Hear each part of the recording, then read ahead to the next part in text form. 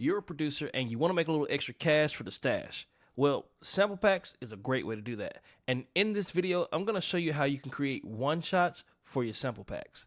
Check this out.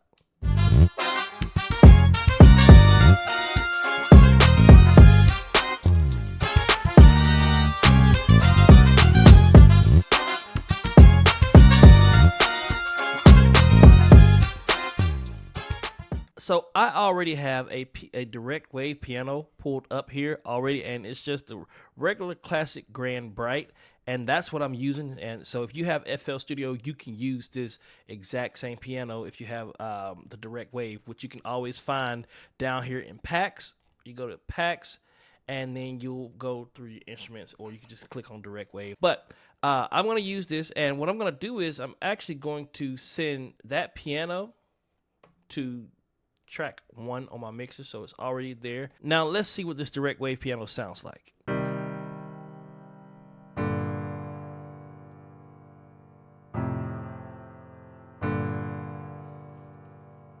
So not too bad, not too shabby, but how can we take this piano and make it our own? A lot of times what I like to do is when I'm making a new beat or something, I'll tweak something on an instrument. Maybe I'll do a little EQ, or I'll add a little reverb or something, and instead of just leaving it that way, I'll record that what I just made, that specific sound, that specific drum or whatever.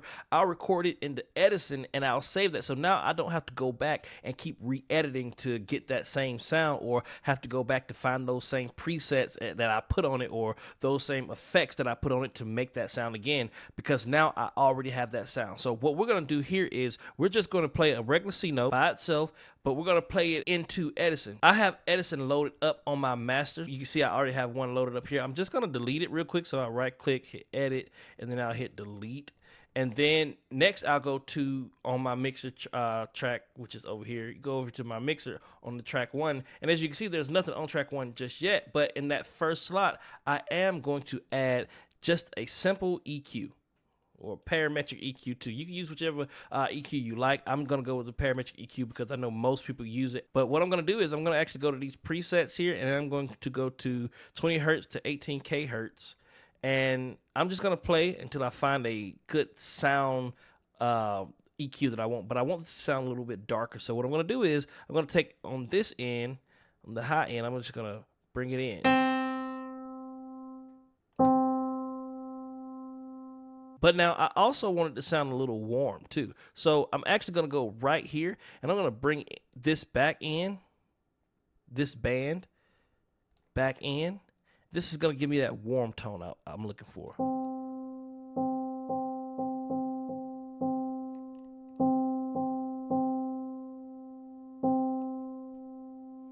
We'll do the compare here. So before,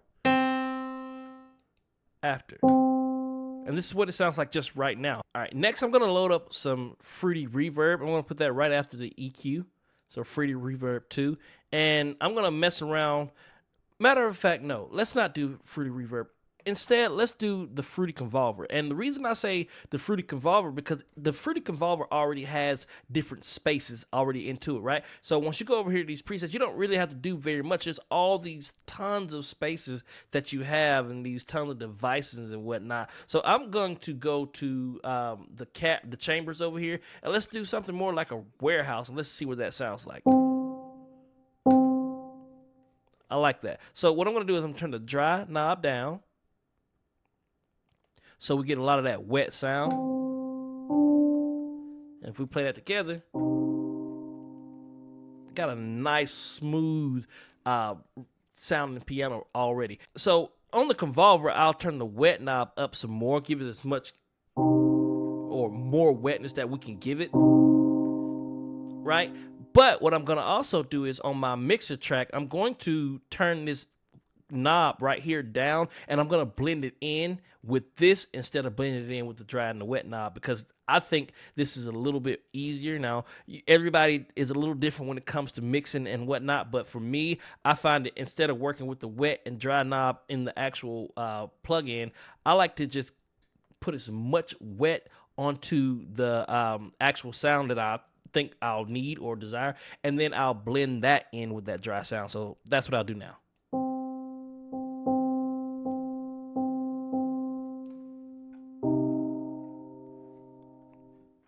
And that just sounds beautiful to me. That sounds really good to me. Next, on the mixer track, I'm going to bring in I'm gonna be a little different. I'm gonna bring in a chorus effect here, and there's a preset that I actually use a lot, and it's called Light High. And to me, I love this preset, and you can always adjust these on your own. But I'm gonna turn this all the way to wet, so we just get wet only, and this is what it sounds like. You can barely hear anything, but what we're going to do is on the mixer again, we're going to bring this down, and then we're just going to blend it in.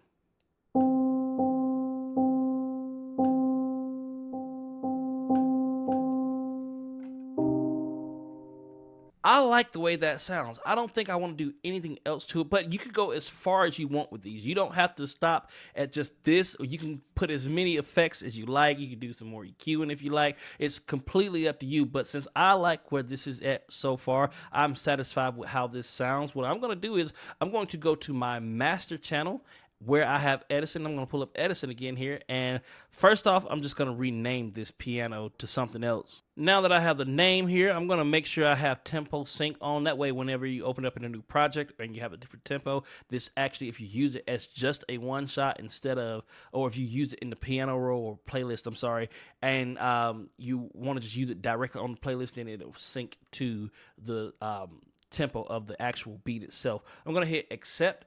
Save that, and then I'm going to go here, hit record, and now since I have it on record, it says record on input. You want to make sure you have it set to record on input, because right now, if I was to have it just record, then it's going to start recording the moment I hit play. But since I have it on record on input, it's going to record the moment I start to play something, so I can, kind of get myself ready to do it. But now that I have it on record, I'm just going to hit the C note and record it in. And what I did was I let it play out until I couldn't hear it anymore in my headphones. Now, you can let it play out as long or as short as you like, but I like to give it as long as a tail as I possibly can, because when I go to use it in an actual instrument or an actual song, then it has this this length that I want with it. Now, next thing I'm gonna do is just kind of trim off these ends here. We don't need these. And we don't need it at the end here either. But what I tend to do is I'll go ahead and just play it real quick. I'll listen to what I can't hear it anymore, and then I'll cut it, or I'll leave it there to trim it. So this, basically this.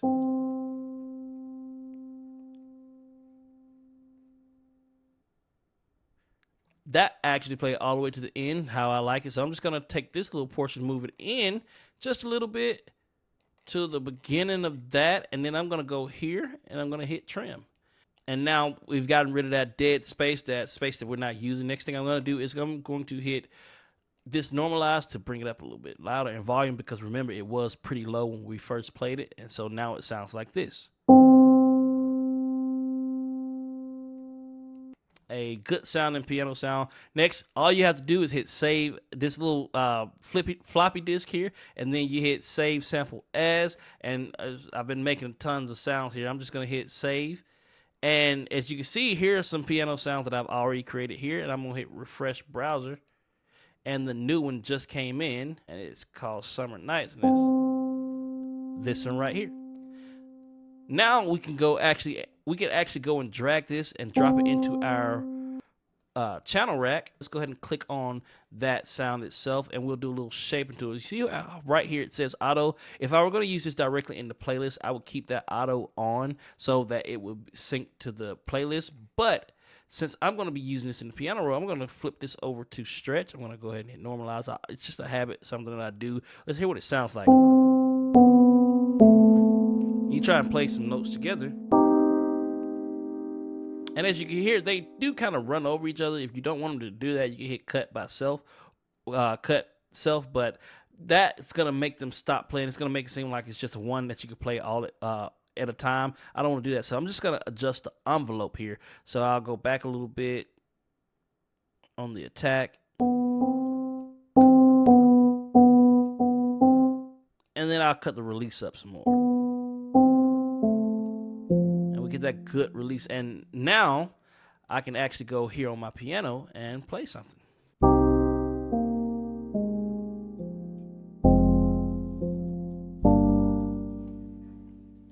and we get this nice short sounding piano. And you can also go in here and edit this a little bit more, do some more editing here, maybe cut the decay up some, bring that back down. We can even drag this all the way out and then play something here. And you can even make more piano sounds from this. If I was to just play that and do a little bit more EQing or some more effects or whatever on that, I can make a entirely different piano sound even from the sound that I just made. Let's go open up this playlist here. And something I'm going to do is I'm going to be in the key of B or C minor. So I'm going to drop a couple of notes here real quick. Now that we got that all together, we got that laid out, this is what that piano sounds like when you play it.